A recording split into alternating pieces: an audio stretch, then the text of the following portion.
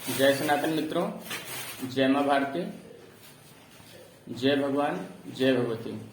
मित्रों, आज अपने सनातन परंपरा का जो है पितृयोनि से मुक्ति देकर के आगे के शुभ कार्यों को करने के लिए आज पहला कार्यक्रम हमारे द्वारा शुरुआत किया जा रहा है। और जो विधान बना हुआ है उस विधान के आधार पर इस विधान की हम पूरी जानकारी आपको देंगे कि मां भगवती ने कैसे विधान का निर्माण करवाया, क्या व्यवस्था हुई, और सब कुछ धीरे धीरे आगे इसी वीडियो में संक्षेप में आपको सारी जानकारी देंगे। और विधान के बारे में जानकारी पूरी जानने के लिए इस विधान से क्या लाभ है, किस तरह से ये विधान कार्य करता है, इन सब विषय में जानकारी प्राप्त करने के लिए आप हमारे चैनल को सब्सक्राइब करिए और आगे की ताकि वीडियो जो पढ़ेंगे उनमें सारी जानकारियां दी जाएंगी और उन जानकारियों को आपको पूरी तरीके से ज्ञान हो और आपको समझ आए कि ये जानकारी, ये विधान क्यों जरूरी है और किस लिए भगवती ने ये पूरा विधान बनवाया है। इस विधान में क्या है कि जो भी दिवंगत व्यक्ति है उसको पितृयोनि से मुक्ति देने के लिए हमारे द्वारा व्यवस्था माता जी के द्वारा बनाई गई है। पूरी धरती के सभी पितरों को हमने पितृयोनि से मुक्ति दे दी, चाहे वो मसान के हों, अवघड़ के हों, चाहे वो किसी के घर के हों, घर बाहर के हों, अपने आप सन्यासी होकर के मरे हों या जैसे भी हों, कोई भी पितृ कहीं पर भी बचे नहीं है। पूरी धरती में सभी को पितृयोनि से हमने मुक्ति दे दी है। अब आगे जो पितृ बनेंगे उनको पितृयोनि से मुक्ति दी जाती रहे, इसके लिए माता जी ने व्यवस्था बना दी है जगजननी आदिशक्ति ने, ताकि लोगों के जीवन में पितृ बाधाएं और जो भी पितृदोष होते हैं या सर्पदोष होते हैं, सर्पदोष भी पितृदोष ही है। जो पुराने पितृ हो जाते हैं, जो सांप बिच्छू का रूप रखने लगते हैं, तो वो उनके द्वारा ही सर्पदोष पैदा होता है जो सांप का रूप रखते हैं। और बाकी जो बिच्छू वगैरह बनते हैं और तमाम तरीके की योनियों का स्वरूप धारण करते हैं, आप भी जानते हो, सांप जब इच्छाधारी हो जाते हैं तो वो भी धारण करते हैं और बिच्छू भी बनते हैं पितृ। तो मतलब इसमें कोई संशय की बात नहीं, ये सब लोग जानते हैं कि इच्छाधारी जो हो जाते हैं सांप, वो चाहे जो रूप रख सकते हैं। तो इसलिए किसी भी रूप में वो पितृ पहले प्रेत के रूप में, फिर अगर सांप का रूप रखने की तपस्या करके वो सांप का रूप रखने लगे या किसी वृक्ष का स्वरूप धर के कहीं पर वो स्थिर हो गए, किसी को बाधा नहीं करेंगे, अपने लिए स्वयं भोजन की व्यवस्था करके और उसके बाद स्वावलंबी बनेंगे, तो वो बाधा नहीं करते हैं जो वृक्ष वगैरह के रूप में स्थित हो जाते हैं। खैर, इन सब विषय में आगे की वीडियो में जानकारी दी जाएगी। आज का जो कार्यक्रम है उस कार्यक्रम पर आगे जो है काम किया जाए और आगे बताया जाए कि आज का कार्यक्रम क्या है, कैसे हो रहा है। आज हमारे यहाँ कानपुर में हमारे शिष्य हैं राकेश सिंह जी। तो राकेश सिंह जी के विषय में आप जानिए कि ये हमसे जुड़े तो 2004 से हैं लगभग। बाकी खैर परिचय आपको ये पूरा देंगे। 2017 से ज्यादा ये आध्यात्मिक मामले में हमसे जुड़े हैं, डिपेंड हुए हैं। और आज जो है इनकी माता जी जो दिवंगत हो गई थी उनके विषय में बताएंगे ये कि कितनी तारीख को दिवंगत हुई, कैसे क्या हुआ। इनका जो है पितृयोनि का कार्य था उसको जो है छुड़वा दिया है और ये देव मार्ग पर हमारे माध्यम से चलते हैं।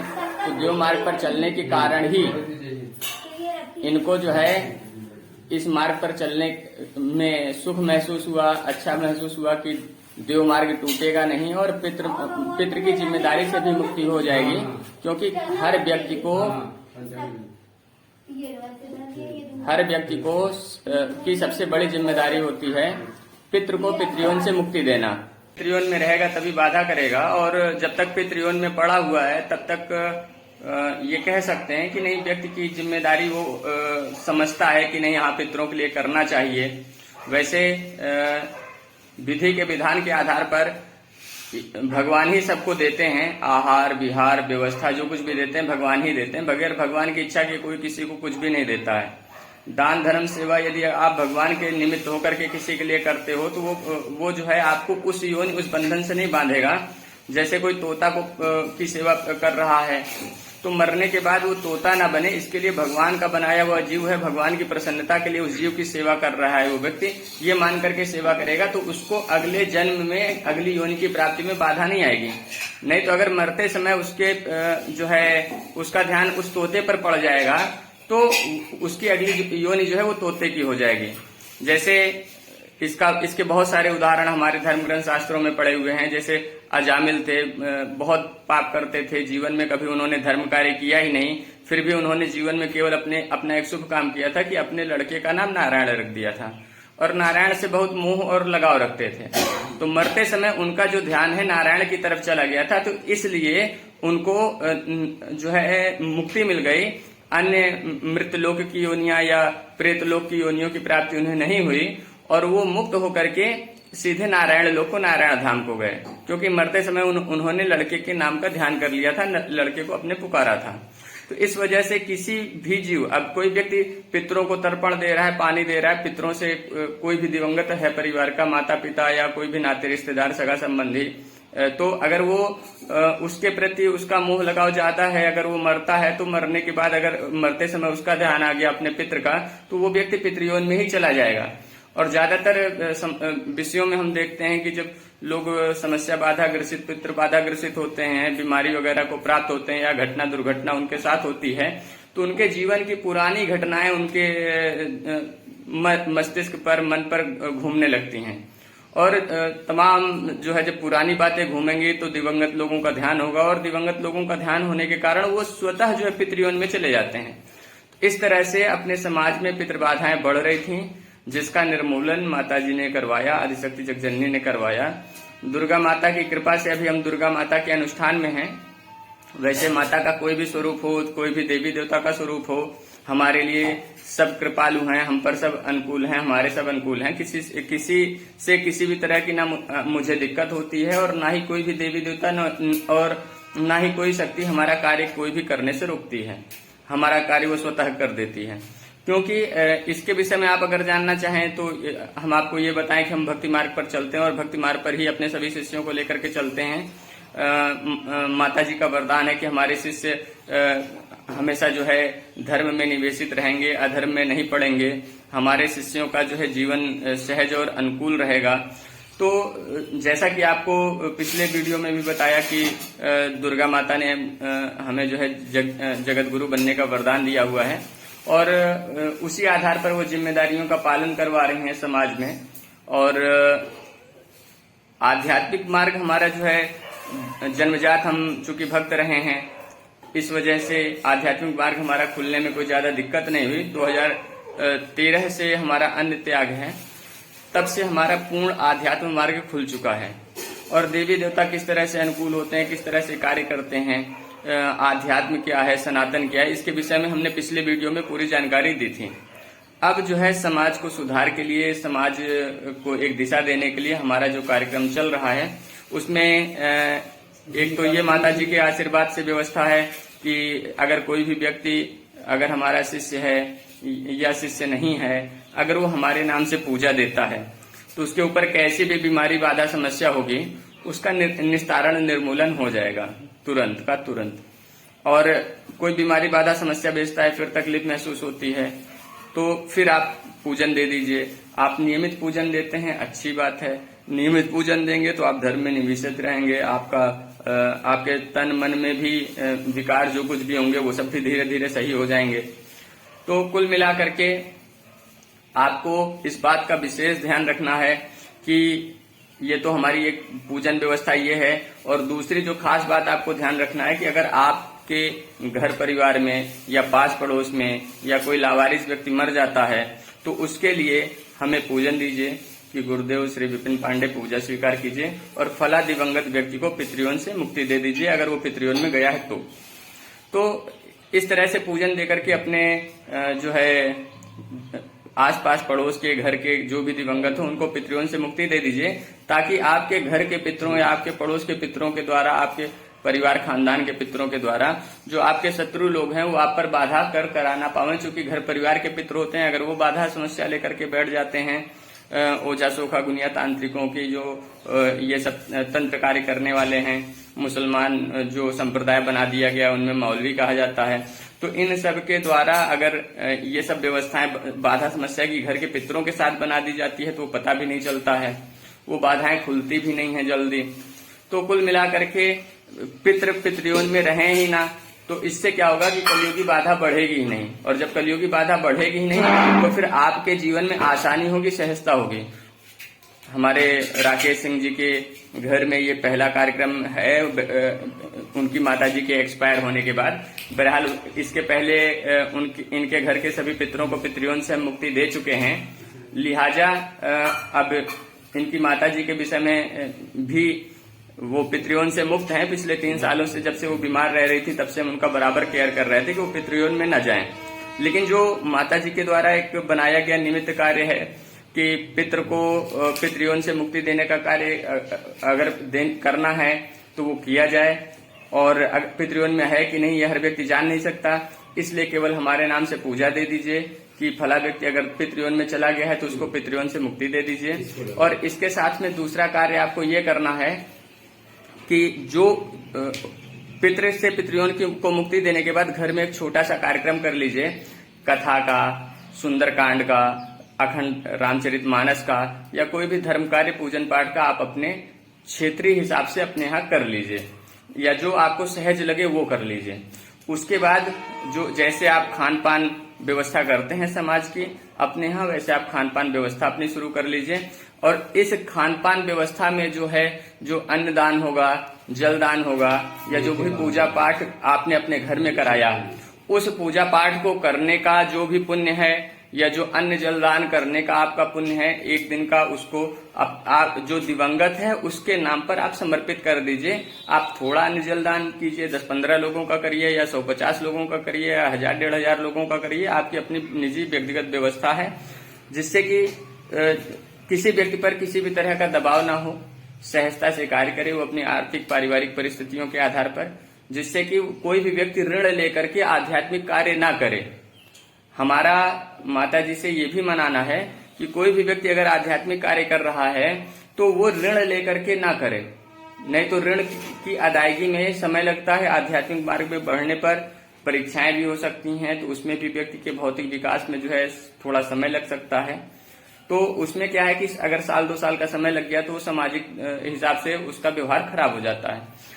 तो और 1-2 साल 3 साल का समय लगता ही है, क्योंकि पुरानी खानदानी माता पिता पर, या माता पिता के समय से, या बाबा के समय से, या उसके समय पर जो भी लोगों ने बाधाएं, पितृ बाधाएं व्यक्ति के जीवन में की हैं, उन पितृ बाधाओं से मुक्ति पाने के लिए वो सारे मामले खुले, इसके लिए भी भक्ति, तपस्या, पुण्य लगता है। अगर किसी व्यक्ति पर पितृ बाधा कर दी गई है और वो बाधा नहीं खुल रही है, बीमारी का रूप उसने ले लिया है, तो जितनी भी बीमारी हैं, सर्दी जुकाम बुखार से लगाकर कैंसर, टीबी, चाहे जो भी छोटी से छोटी और बड़ी से बड़ी जितनी भी बीमारियां हैं, बगैर पितृ बाधा की नहीं है।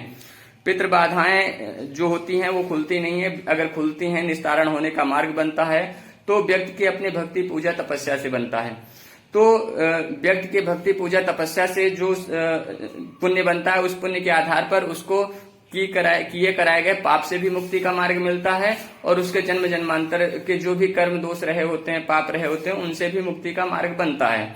यही चीज भगवत गीता में कहा, यत एधाम से समृद्धो अग्नि भस्मात कुरुते अर्जुन ज्ञान अग्नि तथा सर्व कर्माण भस्माण कुरुते तथा। जिस प्रकार से समिधा, लकड़ी, रंडी, ईंधन, गैस, इन सब समिधा को अग्नि जलाकर भस्म कर देती है, ठीक उसी तरह से जो ज्ञान की अग्नि है वो सभी कर्म बंधनों को जलाकर भस्म कर देती है। तो वो कौन सा ज्ञान है जिससे कर्म बंधन जलकर भस्म होते हैं? तो ये ज्ञान आध्यात्म के मार्ग पर चलने पर ही प्राप्त होता है, और यही सनातनी मार्ग है। सनातन परंपरा का यही मार्ग है। मानव निर्मित जो धर्म ढोंग हैं, उन मानव निर्मित धर्म ढोंगों के कारण पूरा सनातन ज्ञान लुप्त हो गया है, और लोग केवल किताबी और कलयुगी जो ग्रंथों का और कलयुगी तमाम किताबों का निर्माण कर दिया गया है, उन्हीं के आधार पर ही लोग भ्रमित हो रहे हैं। लेकिन आध्यात्म का मार्ग सनातन का मार्ग है, जब तक उसको व्यक्ति प्राप्त नहीं करेगा तब तक उसका भला और कल्याण नहीं होगा। बहरहाल आगे की वीडियो में आप सब धीरे धीरे जानते जाओगे। अभी आप आज का जो कार्य होना है उस कार्य को आगे बढ़ाया जाए। आप सबसे पहले परिचय लीजिए हमारे राकेश सिंह जी का, और उसके बाद आगे के कार्यक्रम का। सनातन परंपरा का जो समुचित ज्ञान है उसे जन जन तक पहुंचाने के लिए, सहज मार्ग लोगों को देने के लिए इस वीडियो को शेयर करना ना भूलिएगा। हृदय आभार के साथ देखते रहिए और आगे अपने कार्य करते रहिए। जी राकेश सिंह जी, अपना परिचय दीजिए। जी हाँ मित्रों, हम अभी आपने जिनकी बात सुनी उनके रास्ते हम उनसे जुड़े, हमें 2004 से हम जुड़े थे। 2017 से हमें उसमें काफी लाभ महसूस हुआ। इनके आधार पर हम ये इनके कथनानुसार या इनके आदेशानुसार बहुत से लोग, जैसे प्रथा थी हम लोगों में कि गुरुमुखी होने की, उस आधार पर आप लोग ये मान लें तो हम इस तरह से गुरुमुखी होने के रिश्ते से हम ये कार्य करने जा रहे हैं। हमें इनके साथ रहते हुए काफी आराम महसूस होता है या हुआ है अभी तक। इसलिए हम इन्होंने जो माता जी की इन पर कृपा, हमारी अनुभूति जो है इन पर माता जी की काफी कृपा है, तो इसीलिए हम ये कार्य करने, इस विधि से करने के लिए हमने तय किया है और ये करने जा रहे हैं। आपकी माता जी कब एक्सपायर हुई थी? हमारी माता जी का देहावसान 18 अगस्त को हुआ था। चूंकि कभी कभी काम, जैसा कि समाज में चलन है कि 3 दिन बैठना या 13 दिन बैठना, लगातार बैठना, कभी कभी पंचाग्नि दी जाती है, टाल के होता है, पर कभी कभी पितृपक्ष में होता है, तो कार्य ज्यादा न टले। ऐसा भी हमारे गुरुजी ने हमसे कहा कि भाई ज्यादा नहीं टालें। और चूंकि इनको हम ये महसूस कर रहे हैं कि इन्हें, आपको हमने बताया कि हम इनसे जुड़े हैं सन 2004 से 2017 से, हमें ज्यादा ही लाभ महसूस हुआ हमें, तो इसलिए इनके कहने के अनुसार हमने ये परिवर्तन अपनी विधा में या अपनी विधि में थोड़ा नए ढंग से करने का विचार किया, करने जा रहे हैं। ये परिवर्तन क्या है कि आप पितृमार्ग पर न जाएं, केवल देव मार्ग पर रहें और अपनी माता को पितृयों से मुक्ति दे करके जिम्मेदारी से मुक्त हो जाएं। तो ऐसा ही रहा है कि आपका कुछ और भी अनुभव है हमारे साथ में रहने से? अब हमारे आपके साथ रहने, इनके साथ रहने पर तो हमारे लिए बहुत अनुभव है। ये तो अब इतने कम समय में बताया भी नहीं जा सकता है, ठीक है। अधिक कहना भी अच्छी बात नहीं है। अगर जो है किसी को कोई चीज मिलती है, अब भी वो जानता है, अन्यथा संशय तो रहता ही है लोगों में। तो संशय ना रहे, ऐसी बात नहीं। भाई हमें तो लाभ है। हाँ, ये आध्यात्मिक मार्ग है, आदमी व्यक्ति खुद अनुभव ले वो ज्यादा अच्छा है। जी हाँ, अपनी भी आदत किसी को बहुत अधिक बाध्य करने की नहीं, ये अपना स्वभाव है। जितने लोग हमें जानते हैं वो हमारे स्वभाव में, अगर अनुभव मिलता है बहुत अच्छी। परिवर्तन जो होता है, परिवर्तन कभी कभी थोड़ा सा समय लेकर के आता है, ये भी प्राकृतिक बात है, बहुत सारे लोग ये जानते हैं। तपस्या और पुण्य के आधार पर ही आध्यात्मिक परिवर्तन होते हैं, ये सत्य बात है। अब ये तो जो जिस लाइन का व्यक्ति होता है उसको वही, उस लाइन का ज्ञान उसको अधिक होता है। जैसे कि बिजली वालों को बिजली के मामले का ज्ञान होगा, साधारण आदमी तार जोड़ लेता है, हम भी जोड़ लेते हैं, कनेक्शन थोड़ा बहुत काम, लेकिन कहीं ना कहीं अगर कोई मिस्टेक बड़ी हो जाती तो वो लाइनमैन बिजली वाले को ही जानकारी का पर्पज से बुलाना होता है। ये भी बात है। बहुत सा कभी कभी जैसे अब कभी होता है कि वो फॉल्ट नहीं मिल गया, कौन सा, आजकल इन्वर्टर जो चल रहे हैं, बहुत बार ऐसा होता है। हाँ। आपने भी कभी कभी महसूस किया होगा, नहीं आप लोगों ने कभी कभार ऐसा केसेस पड़े। जैसे रेफ्रिजरेटर खराब होता है तो कभी कभी रेफ्रिजरेटर वालों को ही बुलाना पड़ता। हाँ, ये बात आपका कहना सही है कि आध्यात्म से सही तरीके का ज्ञान जो रखता होगा वही आध्यात्मिक कार्य कर सकता है, ये आपका कहना सही है। हमारे अपने विचार की जो बात है। हाँ सही है। आप अपना ये बताइए कि आप कानपुर उत्तर प्रदेश और भारत में कब से रह रहे हैं? अरे हमारा तो जन्म ही कानपुर में है। कानपुर में हमारा जन्म, कानपुर में शिक्षा, कानपुर में कार्य यानी कि सर्विस का कार्य, व्यापारिक कार्य से हम नहीं जुड़े, लेकिन सर्विस मिल गई तो सर्विस के कार्य से जुड़ गए। और आपके पिता और बाबा जी वगैरह की क्या पृष्ठभूमि रही है, ये बताइए लोगों को, हम तो सब जानते हैं। हमारा निवास मोती मोहाल कानपुर में है। हमारे बाबा यहाँ बहुत पहले आए थे, उन्होंने अपना बिजनेस डाला था, उनके बिजनेस में काफी सफल रहे। पिताजी और चाचा और ताऊ, हमारे पिता की 3 संतानें थी, ताऊ जी, पिताजी और हमारे चाचा जी। हमारे चाचा अभी भी हैं, चाची अभी भी हैं, ताऊ जी नहीं रहे, ताई जी नहीं रही, हमारी माता और हमारे पिताजी नहीं। हम सर्विस में हैं, 1.5 महीने हमको रिटायरमेंट का है जल संस्थान से। अच्छा, 2017 के बाद से आपको हमारे साथ जुड़ने के बाद से किसी भी तरह की पितृबाधा कोई दिक्कत कर पा रही है, या कुछ अनुभव हुआ पितृबाधा का? बहुत सारी बातें, जैसे कि होता है कि भाई अब बीमारी आई तो बीमारी कोई रोक तो नहीं लेता है, लेकिन बीमारी से किसी चिकित्सक के पास जाते हैं तो थोड़ा और आराम से हल हो जाता है। अन्यथा कभी तमाम बार घरेलू दवाएं भी जैसे जो है व्यक्ति खा लेता है, आराम होता है। कभी कभी कोई चीज नहीं समझ में आती तो डॉक्टर के पास यानी चिकित्सक के पास जाना होता है। हमारा हमसे जुड़ने का तात्पर्य यह है कि बीमारी में हमसे जुड़ने पर आपको किस तरह से लाभ हुआ? इधर जुड़ने से हमें चूंकि देवी देवताओं के प्रति, भगवान के प्रति थोड़ी अधिक जानकारी प्राप्त हुई, और थोड़ी हम तो अपनी ओर से ये कहेंगे कि हमें तो काफी अधिक जानकारी प्राप्त हुई। हमें लाभ, पुनः हमें कहना पड़ेगा कि हमें तो लाभ महसूस हुआ, थोड़ा अधिक, बहुत अधिक नहीं कहना अच्छा नहीं लगता है।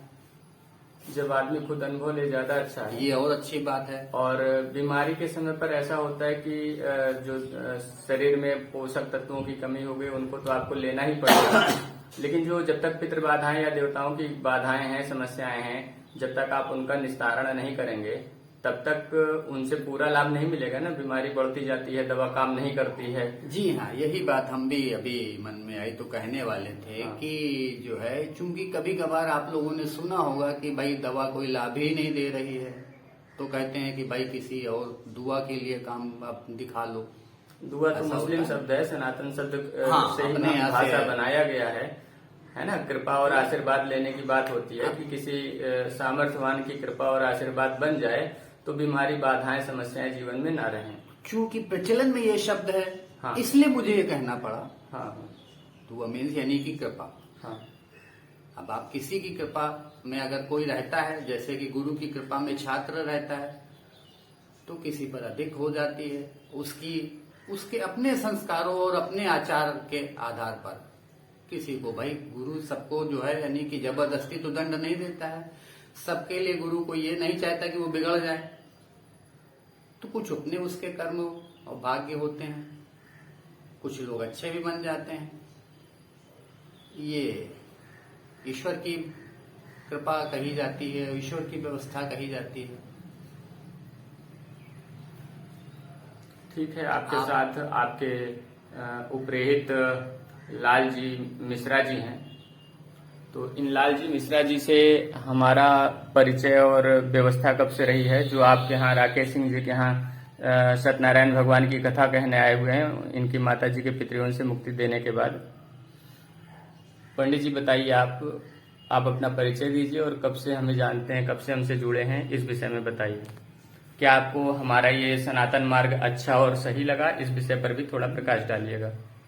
बहुत उत्तम है। मैं तो भैया जुड़ा हूँ, करीब हो ही गया होगा 7-8 साल। तो ये बहुत अच्छी बातें हैं, क्योंकि ऐसा होना भी चाहिए, किसी को आगे आना ही चाहिए। तो पितृ में पड़े रहेंगे सब तो तपस्या कर नहीं सकते। भगवती कृपा आपके ऊपर हुई, जो ऐसा उन्होंने कराया और किया जा रहा है, ये बहुत ही उत्तम है। और हमारा नाम पंडित लाल जी मिश्रा है, और ऐसे ही जो भी भक्त हैं और भी जुड़ते जाएं, इसी से पितरों को उद्धार भी होगा। जय माता दी। हाँ, पितरों की समस्याएं जो है वो लोगों पर नहीं रहेंगी, पितृ बाधाएं नहीं रहेंगी। और जिसके पास कम होगा वो कम में भी कर लेगा अपने पितरों को पितरियों से मुक्ति देने का काम, जिसके पास ज्यादा होगा ज्यादा भी दे देगा, क्योंकि केवल हमारे नाम से पूजन दे करके पितृबाधा से लोगों को मुक्ति दिलवा दी जाएगी। तो जो ये विधान माता जी ने बनवा दिया है, उस विधान के आधार पर भाई केवल पूजन देना है, थोड़ा भी पूजन आदमी दे सकता है, एक धूपबत्ती का भी दे सकता है, एक लोटा जल का भी दे सकता है। बिल्कुल भाई कोई पड़ोसी मर गया या कोई अनजान व्यक्ति मर गया, कोई लावारिस व्यक्ति मर गया, कोई पितृयों में ना रहे, जिससे समस्याएं ना रहें। बहरहाल पंडित जी के आधार पर यहाँ पर जो अब आगे का कार्यक्रम कथा वगैरह का होना है, इन सब की व्यवस्थाएं आगे हों। और तैयार हो गया, ये कपड़ा चेंज करना है। पंडित जी आप अपना जो है पारिवारिक और पृष्ठभूमि का परिचय दीजिए थोड़ा, जिससे लोग जाने कि आप सनातनी परंपरा से खानदानी जुड़े हुए हैं, कर्मकांड आपके परिवार में खानदानी रहा है। हमारा ठीक है, थोड़ा तेज बोलिएगा। परिचय दीजिए परिवार का, अपने कहाँ से जुड़े हुए हैं, कानपुर में कब से हैं? डिस्ट्रिक्ट हमारा प्रतापगढ़ है। स्वामी करपात्री जी की जन्मभूमि से हैं और कानपुर में ये हमारा करीब 15-16 साल से मैं रह रहा हूँ। इसके पहले हमारे पिताजी भी रहते थे, जो कि द्वारकाधीश के पुजारी हुआ करते थे। और हमारे बाबा परबाबा भी अच्छे विद्वान हुआ करते हैं, आज भी हैं। ठीक है भाइयों, परिचय से आप पूरी तरह से संतुष्ट हो चुके होंगे, हम आशा करते हैं। और आगे का कार्यक्रम किया जाए और आगे की जानकारियां आपको वीडियो पर दी जाएंगी। यहाँ की व्यवस्थाओं को आराम से हम लोग अब सुचारू होने दें। जय मां भारती, जय सनातन।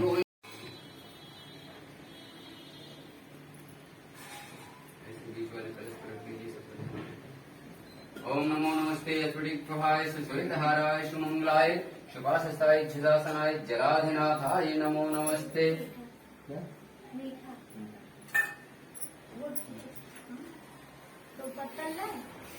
ऐसे 5 रखते जाओ ना। अच्छा हाँ ठीक।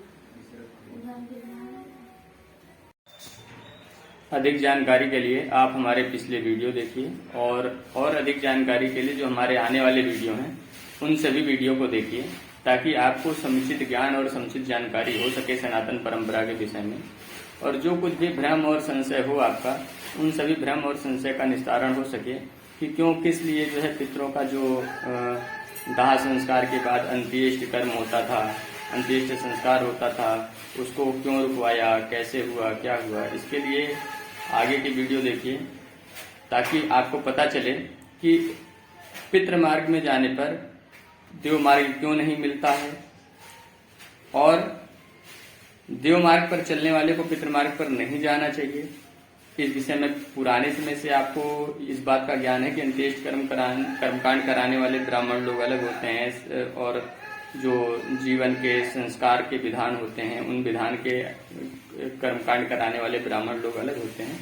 तो ये सब जानकारियां आप जानते हो, समझते हो। बाकी जो कुछ भी मन के संशय हैं, भ्रम है, उनको दूर करने के लिए हमारे पिछले वीडियो देखिए और आगामी वीडियो देखिए। इसके लिए चैनल सब्सक्राइब कर लीजिए, और जो वीडियो अच्छे लगे उनको लाइक करके जो आपके मन में, हृदय में जो भी प्रश्न उठे, विचार उठे, उनको आप बताइए, ताकि आपके प्रश्नों के आधार पर भी उत्तर दिया जा सके। और जो हमारे शिष्य हैं उनके सबके भी वीडियो जो है परिचय का और उनके सबके जीवन के लाभ के अनुभव का जो भी वीडियो आप बनेगा वो आप लोगों को तक पहुंचने के लिए इस चैनल पर अपलोड कर दिया जाएगा। जय मां भारती, जय सनातन, जय जगजननी, जय आदिशक्ति, जय परमेश्वर, जय परमेश्वरी।